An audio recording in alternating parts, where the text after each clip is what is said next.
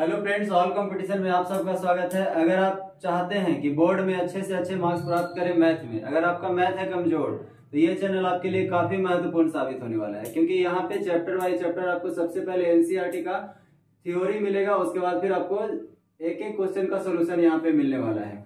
तो चलिए चैनल को सब्सक्राइब कर लीजिए अगर आप चैनल पे नए हैं तो चलिए सबसे पहले हम लोग निर्देशांक ज्योमेट्री को आज स्टार्ट करने वाले हैं, तो कोऑर्डिनेट ज्योमेट्री को। तो इसमें सबसे पहले जो बेसिक बातें हैं, यानी जो महत्वपूर्ण बातें हैं, उसको हम जानते हैं। हम ये मान करके पढ़ाएंगे कि आपको निर्देशांक ज्योमेट्री में कुछ भी नहीं आता है। अगर आपको कुछ भी नहीं आता है तो एकदम जीरो से लेकर के स्टार्ट करेंगे और हाई तक जाएंगे। तो चलिए सबसे पहले आपको ये पता होना चाहिए दोस्तों कि हम लोग जानते हैं कि एक होता है एक्स एक्सिस और एक होता है वाई एक्सिस। ठीक है, तो इस तरफ वाले जो राइट साइड में जो हम लिख देते हैं एक्स एक्सिस का पॉजिटिव लेते हैं, ठीक है, और इस तरफ में अगर हम देखें तो एक्स का क्या लेते हैं, नेगेटिव लेते हैं, यानी एक्स डैश लेते हैं। और अगर ऊपर देखें तो ये होता है हमारा वाई और ये होता है क्या, वाई डैश, यानी कि वाई का नेगेटिव होता है। ठीक है, इस तरफ से इसको अगर हम देखें तो यहाँ पे क्या होता है, इसको हम कहते हैं मूल बिंदु। ठीक है, इसको क्या कहते हैं, मूल बिंदु कहते हैं। ठीक है, मूल बिंदु का मतलब हुआ कि यहाँ पे एक्स और वाई दोनों क्या होता है, जीरो होता है। और जब हम इस तरफ बढ़ेंगे तो क्या होगा कि 1 2 3 4 इस तरीके से क्या होता है, बढ़ते जाता है। और जब हम पीछे की ओर आएंगे तो यहाँ पे क्या होगा, -1 -2 -3 -4 सो ऑन, इसी तरीके से क्या होगा, बढ़ते जाएगा। अब हम उसी तरह से वाई एक्सिस पे जाएंगे तो यहाँ पे जीरो तो यहाँ है ही, एक होगा, फिर क्या होगा, 2 होगा, फिर क्या होगा, 3 होगा, 4, इस तरीके से आप क्या होगा, बढ़ते जाइएगा। जब नीचे आएंगे वाई एक्सिस पे ही तो ये क्या होगा, -1 -2 -3 -4। ठीक है, और उस तरीके से हम लोग क्या करेंगे, आगे बढ़ते जाएंगे। तो सबसे पहले हम लोगों को जानना है कि ये आखिर इसको हम क्या कहते हैं। तो इसको हम कहते हैं फर्स्ट क्वाड्रेंट, यानी कि प्रथम चतुर्थांश कहते हैं। ठीक है, तो हम इंग्लिश में लिख देते हैं फर्स्ट क्वाड्रेंट। इसको अगर हम देखेंगे तो ये क्या होता है, सेकेंड क्वाड्रेंट होता है, इसको हम द्वितीय चतुर्थांश कहेंगे। ठीक है, तो ये हो गया सेकेंड क्वाड्रेंट। अगर इसको देखेंगे तो ये क्या है, हमारा थर्ड क्वाड्रेंट है, यानी कि तृतीय चतुर्थांश हो गया। और ये है हमारा फोर्थ क्वाड्रेंट, तो ये क्या हो गया, फोर्थ क्वाड्रेंट है, जिसको हम चतुर्थ चतुर्थांश कहेंगे। ठीक है, तो फोर्थ क्वाड्रेंट हो गया। अब हमें यहाँ पे जानना है कि आखिर इसमें जो भी हम पॉइंट लेते हैं वो क्या होता है, सबसे पहले हमें एक्स को लिखना होता है, उसके बाद फिर वाई को लिखना होता है।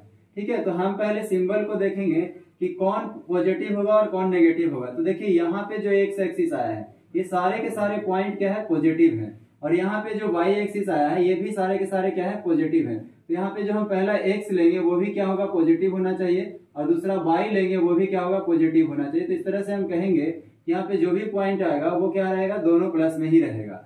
उस तरह से अगर हम सेकेंड क्वाड्रेंट में आते हैं, यानी कि द्वितीय चतुर्थांश में आते हैं, तो हम देखेंगे कि जो पहला कोऑर्डिनेट होगा, यानी एक्स का जो हम लेंगे वो क्या होगा, देखिए एक्स में हमारा माइनस लगा हुआ है, तो हम कहेंगे कि एक्स जो होगा वो क्या होगा, माइनस होगा। उसके बाद वाई लेंगे क्या, तो प्लस में लेंगे, क्योंकि वाई का जो कोऑर्डिनेट है वो सभी के सभी वाई का पॉइंट क्या है, प्लस में है, तो हम यहाँ पे क्या करेंगे, प्लस लेंगे। तो इस तरीके से इसका सिंबल क्या हो जाएगा, माइनस और प्लस में आएगा। उस तरह से जब थर्ड क्वाड्रेंट में हम जाते हैं तो हम देखेंगे कि जो भी हमारा माइनस का जो सेगमेंट है वो क्या है, माइनस का जो पॉइंट है वो सभी के सभी नेगेटिव है, तो नेगेटिव ले लिए।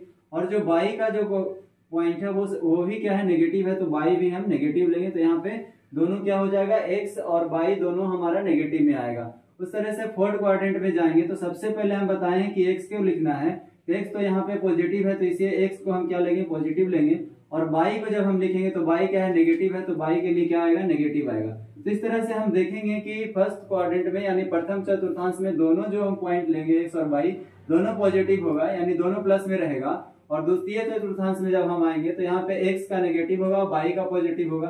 तीसरा में आएंगे तो दोनों नेगेटिव होगा, और चतुर्थ में जाएंगे तो पहला क्या होगा, एक्स पॉजिटिव होगा, वाई नेगेटिव होगा। इस तरह से अब हम जानते हैं तो आखिर इसका जरूरत कहाँ पड़ने वाला है। अगर हम आपसे क्वेश्चन पूछ दें कि चलिए बताइए कि 5,2 जो है, 5,2 ये कौन सा चतुर्थांश में है, सबसे पहले आपसे ऑब्जेक्टिव में ये प्रश्न पूछ लिया जा सकता है कि पूछेगा कि बताइए कि 5,2 जो बिंदु है वो कौन से चतुर्थांश में है। तो आपको बताना, आपको देखना होगा कि अच्छा ये तो हम सबसे पहले एक्स लिखते हैं और फिर क्या लिखते हैं, वाई। तो हम लोग देखेंगे कि आखिर ये एक्स है क्या है, पॉजिटिव में, यानी प्लस का 5 ही लिखा हुआ है, ये कुछ नहीं है तो प्लस है। और फिर क्या है, प्लस का 2 लिखा हुआ है, तो दोनों प्लस में है।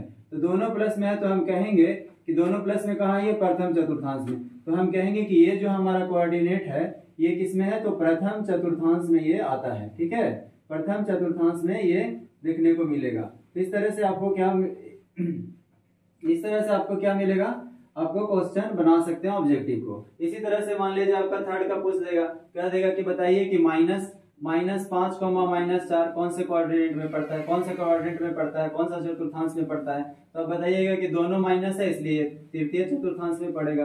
ठीक है, अगर एक मान लीजिए दे दिया आपको क्या कि 5 है और कॉमा -2 है, तो ये कौन सा क्वाड्रेंट में पड़ेगा, तो चतुर्थ में पड़ेगा। ठीक है, उस तरह से अगर आपको दे देता है कि बताइए -3, 2 है, तो ये कौन सा में पड़ेगा, तो ये सेकेंड क्वाड्रेंट में यानी द्वितीय चतुर्थांश में पड़ेगा। तो उम्मीद करते हैं ये बेसिक से बातें आप लोगों को समझ में आया होगा। अब हम आगे बढ़ते हैं, देखिए इसके आगे क्या करना है। चलिए तो अब हम लोग आगे देखते हैं कि जानते हैं कि आखिर कोऑर्डिनेट को हम लोग एक्स एक्सिस और वाई एक्सिस पे कैसे हम लोग उसको निर्देशित करते हैं। तो देखिए यहाँ पे अगर हम देखें दोस्तों कि ये है हमारा क्या है, वाई एक्सिस है। अभी हम बताए हैं कि वाई एक्सिस है, ये है क्या, एक्स एक्सिस है। ठीक है, तो हम ये बताए हैं कि ये तो हमारा क्या होता है 0,0 होता है, जिसको हम क्या कहते हैं, ये मूल बिंदु कहते हैं। जब इधर की ओर जाएंगे तो ये 1 होगा, ये क्या होगा 2 होगा, 3 होगा, 4 होगा, इस तरीके से बढ़ेंगे। और जब ऊपर की ओर जाएंगे तो 1, 2, 3 इस तरीके से हमारा क्या है, ये हमारा बाई एक्सिस हो गया। इधर जाएंगे तो क्या होगा -1, -2, -3 इस तरीके से बढ़ेंगे। और जब बाई एक्सिस में नीचे की ओर जाएंगे तो -1, -2, -3, -4 इस तरीके से सोन बढ़ते रहेगा। ठीक है, तो अब हम लोगों को कुछ पॉइंट को निर्देशित करना है। जैसे अगर हम आपको बोले कि 5,2 को क्या करना है, इस रेखा पे यानी कि यहाँ पे लोकेट करना है। ठीक है, निर्देशित करना है कि कहाँ पे होगा। तो सबसे पहले हमें देखिए ये हमारा क्या है, ये कहीं ना कहीं तो ये हमारा x लिखा हुआ और ये क्या है y का जो है लिखा हुआ है। ठीक है, तो हम ढूंढेंगे कि ये जो 5 है वो x पे कहाँ आ रहा है। तो देखिए 5 यहाँ पे है हमारा, तो 5 ये x पे यहाँ आया है, तो यहाँ से जाएंगे और कहाँ तक हमें ऊपर की ओर बढ़ना है, तो जहाँ पे हमारा y यहाँ पे 2 है तो y तक जाना है। ठीक है, 2 तक जाना है, तो 2 हमारा यहाँ पे है, तो दोनों जो लाइन जहाँ पे मिलेगा यहाँ मिला, तो यहाँ हम कहेंगे कि ये जो हमारा कोऑर्डिनेट है 5,2 है। ठीक है, तो उम्मीद करते हैं ये समझ में आया होगा। अगर इसी तरह से अगर आपको कहे कि बताइए कि -3,2 को लोकेट करना है कि -2,3 हमारा ये कोऑर्डिनेट एक्सिस पे कहाँ होगा, तो -3 है ना, तो -3 तो हमारा शुरू में x रहता है, तो x पे ढूंढेंगे तो x पे -3 यहाँ है और 2 है ये y का, तो y पे जाना है। तो इस तरीके से ऊपर जाएंगे कहाँ तक, 2 तक, और 2 में यहाँ पे ऐसे मिला देंगे तो जहां पे मिलेगा ये हमारा -3,2 क्या हो गया, कोऑर्डिनेट होगा। तो उम्मीद करते हैं इस तरीके से आपको समझ में आएगा कि कैसे हम लोकेट करते हैं। तो चलिए आपके लिए एक होमवर्क ये है कि आपको लोकेट करना है 5, -2, 3, -2, 4, 2। ये क्या है आपके लिए होमवर्क में है, इसको आपको लोकेट करना है। देखिए अभी तक जो भी हम बात बताए थे दोस्तों वो सभी के सभी क्या था, बेसिक बात था। अगर आप क्लास 8 में या क्लास 9 में या फिर क्लास 7 में अगर अभी तक आप नहीं पढ़े होंगे, कुछ भी नहीं जानते होंगे कोऑर्डिनेट ज्योमेट्री के बारे में, तो वो सभी के सभी बेसिक बात था। अब हम लोग आ गए हैं क्लास 10th पे, यानी कि क्लास 10th में जो भी बातें जानना है, जो भी चीज पढ़ना है उसकी हम शुरुआत करने वाले हैं। तो सबसे पहले जो क्लास 10 में पढ़ना है दोस्तों वो है क्या, दूरी सूत्र यानी कि डिस्टेंस फॉर्मूला अगर उसको इंग्लिश में कहा जाता है। ठीक है, तो हम सबसे पहले जानेंगे कि आखिर उस फॉर्मूला को आता कहाँ से है, प्रूफ कैसे करते हैं। तो अगर आपको प्रूफ के बारे में नहीं जानना होगा तो आप क्या कर सकते हैं, 5-10 सेकंड स्किप कर सकते हैं और आगे डायरेक्ट फॉर्मूला पे आप बढ़ सकते हैं। तो देखिए ये उन लोगों के लिए है जो आप जानना चाहते हैं कि आखिर ये फॉर्मूला बनता कैसे है। तो देखिए दोस्तों यहाँ पे होता क्या है, ये हमारा क्या है कोऑर्डिनेट एक्सिस है यानी कि वाई एक्सिस ले लिए हैं और ये है हमारा क्या एक्स एक्सिस है। ठीक है, और इन दोनों के बीच में अगर मान के चलिए कि हमारा कोई डिस्टेंस निकालना है, जैसे मान लीजिए कि ये कोई डिस्टेंस है, इसको हम मान लिए a और b है। ठीक है, इसका कोऑर्डिनेट कुछ क्या है x1 है और ये क्या है y1 है, और इसका कोऑर्डिनेट क्या है x2 है और y2 है। ठीक है, अगर ये देखेंगे यहाँ पे कि x एक्सिस पे आखिर इसका कोऑर्डिनेट देखेंगे तो हम देखेंगे कि ये क्या है x1 होगा।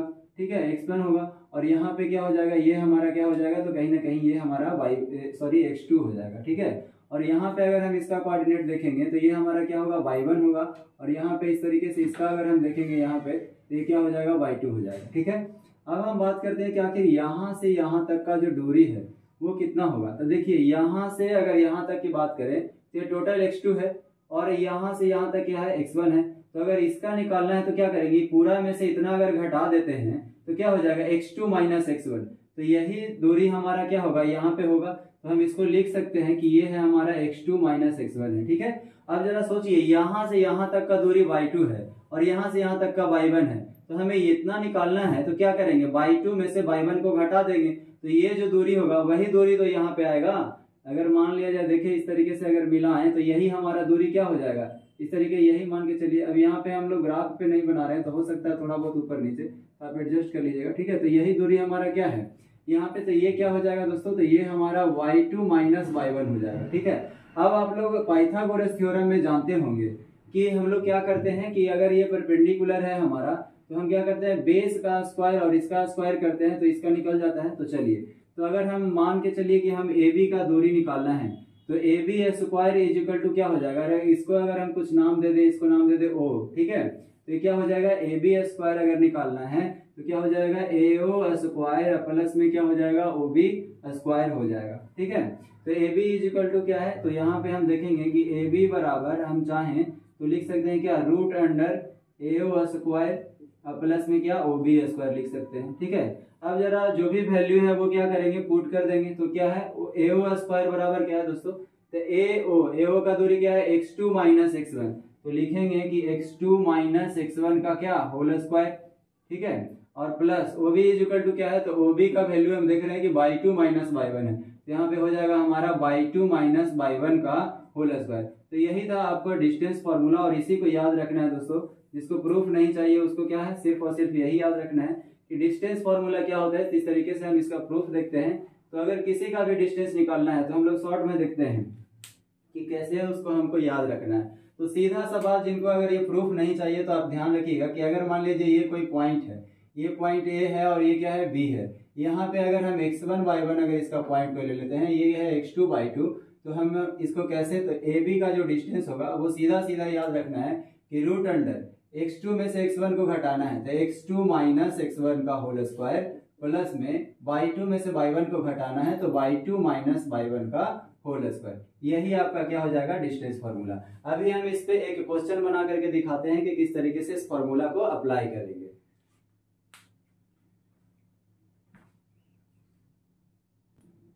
तो चलिए, अभी तक हम लोग देखे थे कि डिस्टेंस फार्मूला क्या होता है, ठीक है। तो डिस्टेंस फार्मूला ए और बी है दोस्तों।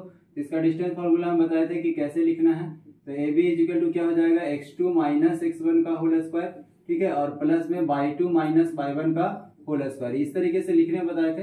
तो अब हम लोग देखेंगे कि आखिर इस फॉर्मूला का अप्लाई कैसे करते हैं। तो देखिए, यहाँ पे एक क्वेश्चन हम अपने मन से लिए हैं, उसके बाद हम लोग एनसीईआरटी की जो बुक का क्वेश्चन है उसको हम अगले वीडियो में क्या करेंगे, एक एक करके करेंगे। तो यहाँ पे एक एग्जांपल समझ लीजिए ताकि आपको फॉर्मूला अच्छे तरीके से अप्लाई करना आ जाए। देखिए, क्वेश्चन लिए हैं क्या है कि बिंदु 4,3 और बिंदु 5,2 की दूरी ज्ञात कीजिए। तो अगर यहाँ पे आपको मानना है कि ये जो दो बिंदु दिया हुआ है, तो मान लेंगे P Q A B, चाहे कोई भी चीज मान सकते हैं। जैसे अगर हम मान लेते हैं कि A हमारा कोई बिंदु है जो दिया गया, A से लेकर के अगर कोई दो बिंदु B की दूरी निकालना है, तो बिंदु A का दिया गया है निर्देशांक क्या है, 4,3 है, और B का क्या है, 5,2 है, ठीक है। तो हम बताएं फॉर्मूला क्या होता है। तो फॉर्मूला सबसे पहले आपको लिखना है ताकि आपको लिखते लिखते क्या हो जाए, याद भी हो जाए।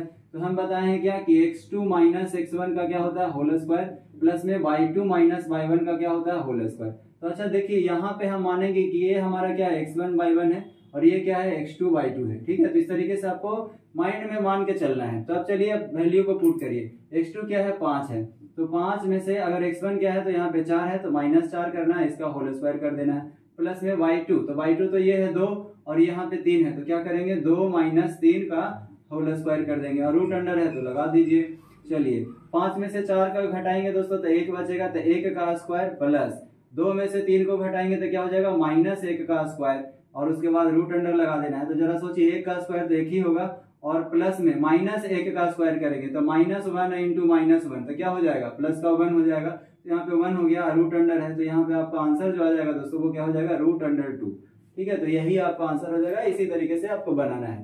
तो ये हम लोग एनसीईआरटी का जो पहला एक्सरसाइज था उसको हम लोग क्या किया, थ्योरी के माध्यम से आपको ये भी बताया गया है कि कैसे इसको क्वेश्चन में इस थ्योरी को क्या करना है, अप्लाई करना है। और अब हम लोग चलेंगे अगले वीडियो में, देखेंगे नेक्स्ट चैप्टर को, यानी कि 7.1 के जितने भी क्वेश्चन है उसको सॉल्व करेंगे। तो उम्मीद करते हैं वीडियो काफी अच्छा लगा होगा। अगर आप चैनल पे नए हैं तो चैनल को सब्सक्राइब कर लीजिए, और इस तरह का बहुत सारा वीडियो आपको देखने को मिलेगा। अगर आपका इच्छा है कि हम बोर्ड में बहुत ही ज्यादा मार्क्स प्राप्त करें, यानी मैथ में आप चाहते हैं कि 100 में 100 प्राप्त करें या 95 प्लस स्कोर करें, तो ये चैनल आपके लिए काफी बेनिफिट होने वाला है दोस्तों। तो चैनल को सब्सक्राइब कर लीजिए, और वीडियो अच्छा लगा हो तो लाइक जरूर कीजिएगा, और दोस्तों को अवश्य शेयर करें। धन्यवाद।